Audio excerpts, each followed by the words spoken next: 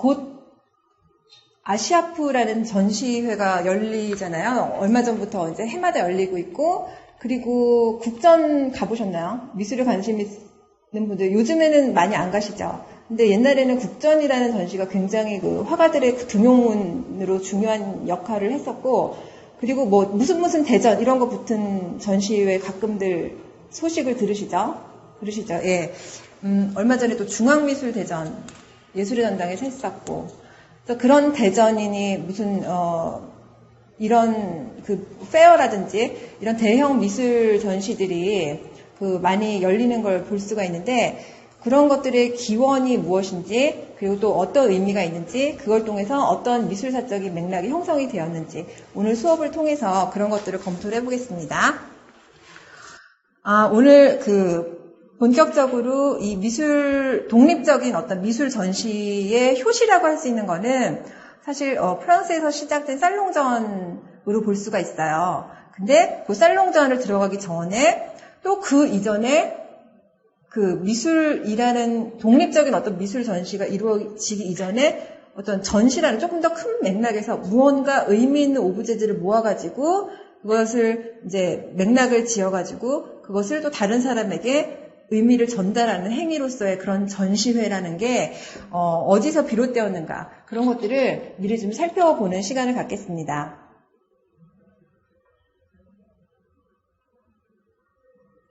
좀 많이 거슬러 올라가는데요. 상식적으로 다들 아시겠지만, 그러니까 오늘날 그러니까 미술 전시가 이루어지는 뭐 장소라고 할까, 그런 여러 가지 이제 배경들이 맥락이 있지만, 여러 가지 이제 중에서 가장 먼저 떠오르는 것들, 미술관 전시회가 있잖아요. 미술관 박물관의 전시. 그리고 또 그런 어떤 상설적인 전시회 말고도 여러 가지 장소에서 열리는 그런 기획전들이 있을 텐데, 어쨌든 현대의 뮤지엄과 가장 가까운 형태의 기관이라고 해야 되나? 그런 건 이미 기원전 3세기에 존재를 했었대요. 예. 알렉산드리아의 뮤제이온. 이름에서부터 뮤지엄이라는 이름이 학문과 예술을 관장하는 그리스의 여신 뮤즈에서 온 거 다 아시죠? 그래서 뮤즈 여신에게 공물을 바치는데, 그거를 이제 받아서 저장하고 또 진열하는 그런 행위가 이미 알렉산드리아에서 있었다는 것이고요. 근데 당시에는 신전에 굉장히 신성한 재물이었기 때문에 일반에게 공개는 이루어지지 않았다고 합니다. 그리고 기록 좀 더 구체적으로 알려지기로는 스투디올로라고 르네상스 시대의 수집과 연구와 전시라는 목적이 강화된 전시 기관이 있었는데요. 특히 이제 메디치가의 영향이 아주 컸습니다. 이 스투디올로라는 것이 성장을 하는 데는, 그러니까 그냥 단순히 오브제를 저장하고 보기 좋게 배열하는 게 아니라 뭔가 연구할 가치가 있는 귀중한 물건들을 일정한 질서에 의해서, 여기 논리적인 질서에 의해서 배열하고 보여주는 행위. 그것이 본격적으로 이루어진 게 르네상스 귀족들이 사적으로 사용한 도서관 겸 박물관, 스투디올로라는 거죠. 그리고 이 당시에 스투디올로는 일종의 신비주의 종교이기도 하고 또 학문이기도 하고, 그런 묘한 위치를 점하고 있는 비학의 영향으로 작품, 어떤 수집한 오브제를 통해서 만물의 요소를 재배치한 그런 소우주의 의미를 지닙니다. 그러니까 나름대로 어떤 자기의 사고의 질서에 의해서 자기만의 소우주를 구성하게 되는 게 바로 이 스투디올로와, 그리고 다음에 이제 설명드리는 캐비넷 오브 큐리오시티, 분덕하마, 독일권에선 분덕하마라는 이름으로 불린 그런 공간이었는데요. 특히 이제 제국주의 시대에 지리상의 발견이 이루어지면서 너무 신기한 그런 이국적인 풍물이나 아니면 희귀 동식물들, 이런 것들이 유럽으로 이제 유입이 되면서, 그것들을 나름대로의 의미를 부여해서 이제 질서 있게 배열하는 그런 전시 행위들이 이루어지게 됩니다. 사적인 차원이에요, 역시. 그림 많이 보셨을 것 같아요. 16세기, 17세기에 걸쳐서 존재했었던 그 나폴리 자연사학자 페란테 임페라토라는 그 학자가 구성한 자신의 분덕하머인데요. 보시다시피 그 당시에 나폴리에 악어가 있었을 리가 만무하지만 어딘가에서 수입이 된 그 악어와 각종 해양식 바다 동물 새 종류가 굉장히 다양한 걸 보이는데 이것들을 거의 바닥서부터 천정까지 뒤덮고 주변 자기가 수집한 물건들을 설명하고 있는 그런 모습들을 볼 수가 있습니다. 그리고 또 덴마크에도 이런 분덕하모가 존재했는데요. 보시다시피 그 희귀동물, 동식물 외에도 또 이국의 풍물을 보여주는 다양한 오브제가 수집되었어요.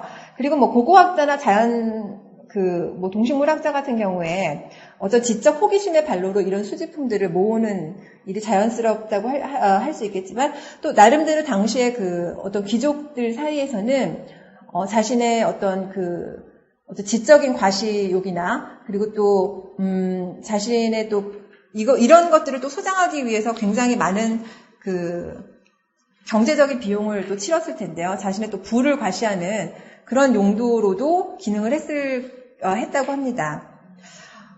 런던의 존슨 박물관이라는 것은 아직도 지금 일반 공개가 이루어지고 있는데요. 대형 박물관에서 걸어갈 수 있는 거리에 있어요. 19세기에 살았던 런던의 건축가인데요. 이분이 자신의 집을 거의 지하서부터 꼭 자기 집의 3층인가 하여튼 끝까지 발디딜 틈 없이 정말 꽉 채운 자기가 수집한 미술품으로 꽉 채운 굉장히 특이한 공간이에요.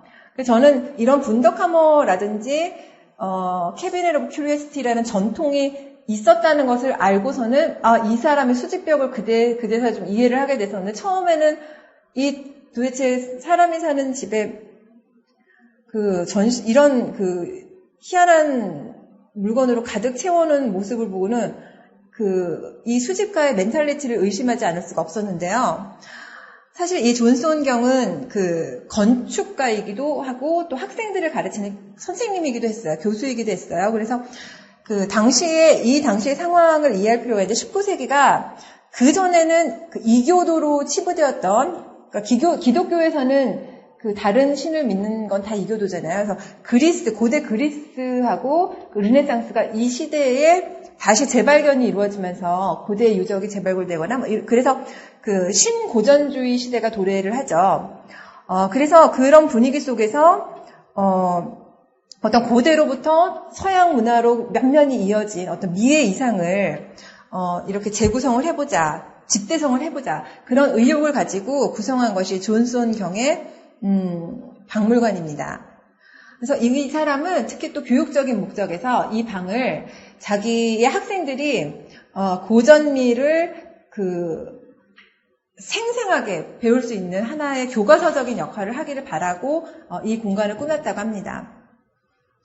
자, 지금까지 이제 근대 이전의 전시회를 아주 간략하게 보셨는데요. 스튜디올로나 분덕하머라는 어떤 개인의 사적인 세계관을 드러내는 종합 박물관으로부터 독립적으로 미술품을 진열하는 근대적 형태의 갤러리가 이미 18세기 말부터 등장하게 됩니다. 그리고 또 미적 체험을 통해서 도덕심을 고양하는 것이 이전에 주가 되었던 종교적인 신비감을 대신하게 되었고요. 그리고 또 인간 활동의 분화와 더불어서 미적 행위 역시 하나의 독립적인 영역으로 떠오르던 계몽주의의 산물이라고 할 수 있겠습니다. 그리고 나중에 이제 보시겠지만 초기의 갤러리는 오늘날의 갤러리하고 굉장히 형태가 달라요. 기획력의 차이와 또 이렇게 기획의 관점의 차이인데요. 나중에 자세히 설명드릴 테니까, 지나가도록 하고요. 처음에는 이런 전시회들이 소수의 귀족들에게 제한이 돼 있어요, 관람이. 그러다가 시민혁명 이후에 부르주아 계층이 성장하고 또 그 사람들이 그 작품의 메인 컬렉터로 또 등장하게 되면서 차차 일반 공개가 이루어지게 됩니다. 스튜디올레나 분더카머 이외에 어떤 그런 그 수집과 보존과 연구와 전시가 이루어졌던 그런 사적인 공간이 이제 공공 영역으로 확장되면서 박물관이라는 게 탄생하게 되는데요. 여러분이 대표적인 그 최초의 박물관으로 알고 있는 박물관이 어떤 게 있으세요? 이게 되게 재밌는 얘기가 런던 제국주의 시대에 서유럽의 그 파리하고 런던이 항상 경쟁적인 관계에 있잖아요. 뭐 지금도 그렇지만, 뭐 스포츠에서부터 굉장히 다양한 분야에 걸쳐서 아직도 뭐 굉장히 라이벌 관계인데, 자기네들이 이렇게 의식을 하고 있는데, 이 19세기, 하여튼 그 제국주의 시대의 이런 문화 영역에서도 서로 그렇게 원조 경쟁을 해요. 재밌는 거는, 박물관이 누가 먼저냐를 가지고도 논쟁이 있는데, 영국 사람들은요, 1753년에 대형박물관이 설립이 됐거든요. 그리고 루브르 박물관은 1989년에 설립이 돼요. 그래서 연대적으로 봤을 때 당연히 대형박물관이 앞선다고 우기는데, 근데 또, 파리, 프랑스 사람들은 대형 박물관이 세우기는 먼저 세웠지만 일반 공개가 이루어진 거는 루브르가 또 먼저래요. 그래서 진정한 박물관, 어떤 대중들의 어떤 계몽적인 입장에서 교육기관으로서 유물들을 공개하는 그런 참다운 박물관의 의미로 보면은 프랑스가 앞선다. 또 그렇게 얘기를 하고 있거든요.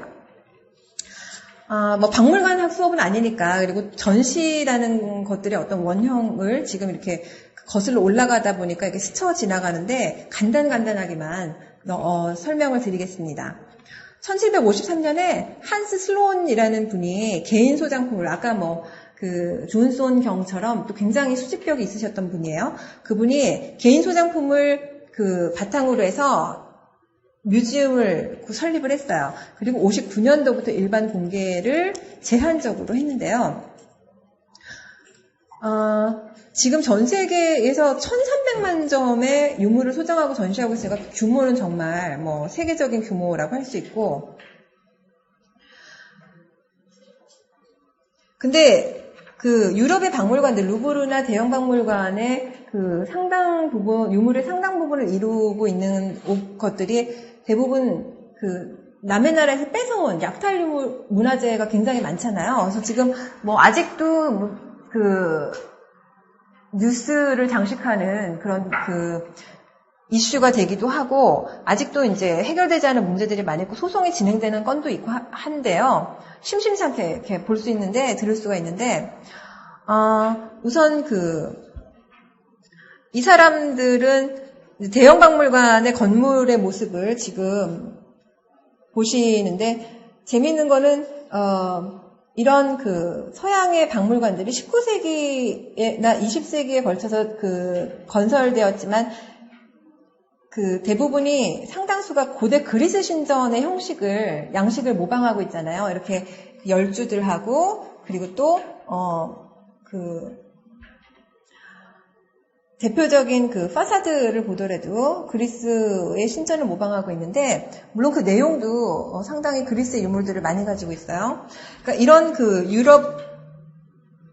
이런 이제 유럽 문화의 뿌리, 그리고 또 서양 문화의 정통성을 계승한다는 그런 의지를 이런 건축물을 통해서 볼 수가 있는데요.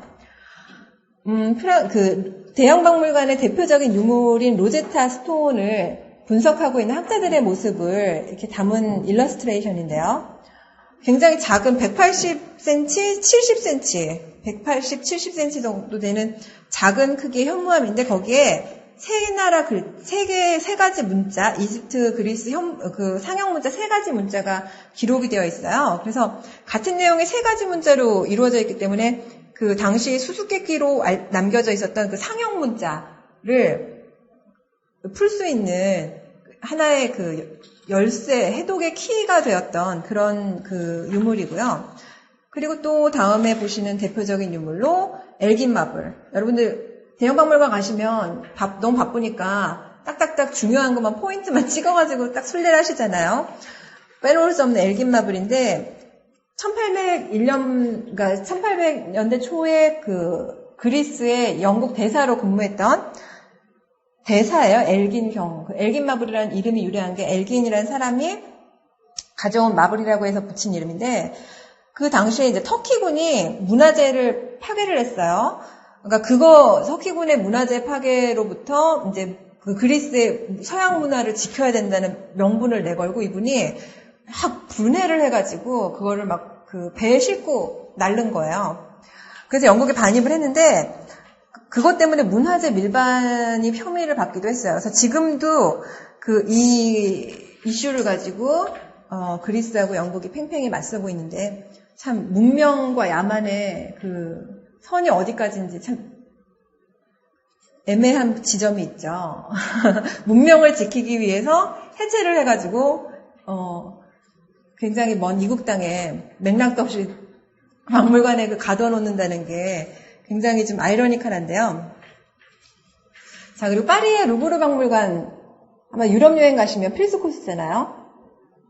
또 간략하게 설명드리면 1789년도에 프랑스 대혁명이 일어났죠. 그래서 이걸 계기로 이제 그 왕정이 무너지고 시민혁명을 통해서 왕정이 무너지고 왕실의 소장품을 어떻게 할 것이냐 고민을 하다가 이것을 오픈해서 그 일반 대중들에게 개방하고 하기 위해 하는 그 박물관으로 전환을 하자라는 의견이 본격적으로 논의가 되었어요. 그래서 공화국 박물관이라는 이름으로 개관을 하고 왕실에서 몰수한 그 보물들을 전시를 했거든요. 자, 그래서 이제 다단한 과정을 통해 가지고 오늘날의 파리 루브르 박물관이 설립이 됐고요. 이게 오늘날의 모습이죠. 그 유리 피라미드를 저도 보고서는 굉장히 이 프랑스라는 나라의 정서를 느낄 수가 있었는데 왜 에펠탑도 보면은 굉장히 혼자 뜬금없이 우뚝 서가지고 뭐랄까 주변의 환경과는 굉장히 안 조화를 이루어내는 듯 하면서도 또 나름대로 또 이렇게 하나의 포괄적인 풍경을 내려는 굉장히 묘한데 이 유리 피라미드도 마찬가지로 굉장히 고풍스런 그런 궁의 한 가운데 중정에 굉장히 현대적이면서도 또 고대적인 느낌의 피라미드가 또 솟아있단 말이에요. 그래서 이런 것들을 볼 때 뮤지엄 건축이라는 것들 굉장히 단순히 기능뿐만이 아니라 어떤 박물관의 아이덴티티, 자신애들 포방하고 있는 어떤 설립 목적이나 방향성 같은 것도 다 상징적으로 보여준다고 할 수 있어요. 정말 그런 다양한 의미들을 가지고 있는데 정말 이 프랑스의 혁명 정신 그것들과 함께 탄생된 박물관이니만큼 그것을 또 상징화하기에 가장 좋은 어떤 디자인이 아니었나 하는 생각이 듭니다. 대표적인 여러분들이 이렇게 또 찍어놓고, 빨간 점 찍어놓고 또, 그 안내도에 따라서, 순례를 하게 되는 가장 대표적인 전시물이 밀로의 비너스라든지, 사모드라케 니케의 여신상, 이런 것들이 있고요. 그리고 또, 너무 유명하고, 그리고 사실, 가까이서 찬찬히 들여다 볼 수도 없죠, 사실은. 바쁘기도 하고, 사람도 많고, 다빈치의 모나리자가 전시되어 있는 곳이 바로, 루브르입니다. 그리고 나중에 살롱전하고도 관련이 있긴 한데요. 다비드의 나폴레옹 대관식이라는 작품이에요. 나폴레옹이, 그러니까 실제 이런 모습으로, 대관식을 했었고, 또 그것을 이제 역사적으로 남기기 위해서 작가를 커미션을 했을 텐데요. 이 그림을 실물로 보신 분 있으세요, 혹시? 정말 사이즈가 너무 놀랍지 않아요? 그리고 너무 생생하게 너무 생생하고 또 이렇게 스펙타클 해가지고 굉장히 압도적인데 그래서 사람들이 멀찍이 이렇게 벤치에 앉아서 한참을 쳐다보잖아요, 세세하게. 그러니까 이것이 바로 19세기의 전반을 지배했던 그런 신고전주의 양식인데요. 주로 이제 국가가 작품을 커미션을 했기 때문에 정부의 어떤 작품을 커미션을 그 목적에 맞게 그 어떤 국가적인 이벤트를 기록으로, 이게 시각적인 기록물로 남긴다든지, 그리고 또 어떤 역사적인 사건 자체를 굉장히 영광되게 포장을 한다든지, 하여튼 그런 그 정부의 그 후원의 목적에 맞는, 그런 작업이 이루어졌던 것이 바로 이 시기의 일입니다.